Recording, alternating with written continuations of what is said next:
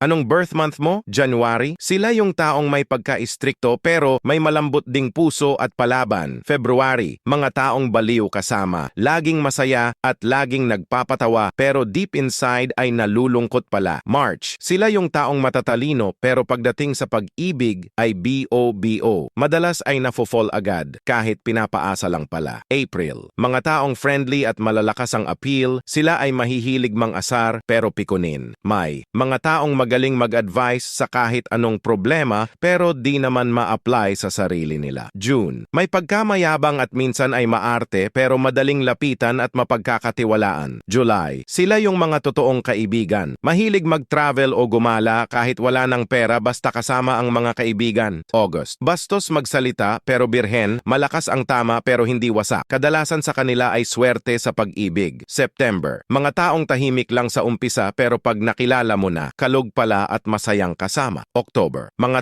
taong mabilis maghinala, magselos at mataas ang pride kaya sa relasyon madalas ay laging naiiwan. November? Mga taong good-looking at may good personality. May diskarte sa buhay kahit na may pagkapasaway. December? Mga taong mapagmahal, mapagbigay at makadiyos. Sila ay cute kahit kulang sa height. Ikaw? Anong birth month mo?